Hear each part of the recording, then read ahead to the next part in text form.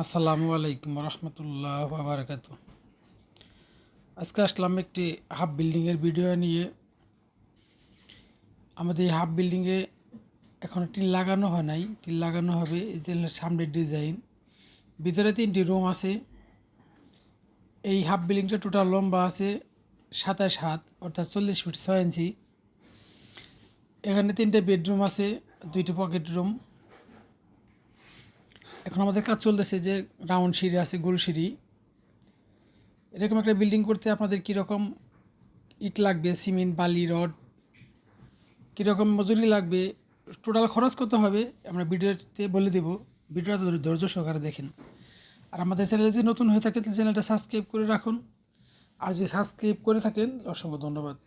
প্রত্যেকটি দরজা রাউন্ড দরজা দেওয়া হয়েছে। এই তো এখানে ডাইনিং রুম করা হয়েছে, সামনে ডাইনিং বা ড্রয়িং হিসেবে ব্যবহার হবে। প্রত্যেকটি দরজাই গোল দরজা।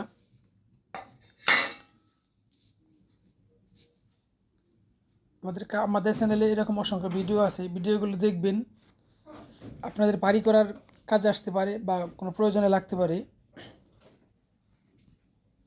প্রত্যেকটি 5টি দরজা আছে, 5টা দরজায় আপনার ওই এরকম গোল দরজা। এরকম গোল দরজার দাম 8,500 করে কেনা হয়েছে এই দরজাগুলো।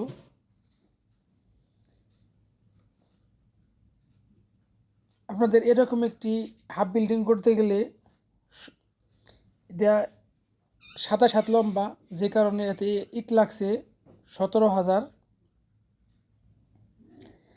সিমেন্ট খরচ হবে 250 বস্তা। আপনাদের টোটাল খরচ হবে যেমন 1,000 সেফটি বালি লাগবে বা 1,000 ফুট বালি। এই তো একটা বেডরুম। বেডরুমের সাইজ আছে 13 ফিট বাই 14 ফিট 6 ইঞ্চি। প্রত্যেকটা রুমে এরকম 2টি রুমে স্ল্যাব দেওয়া আছে, তাক।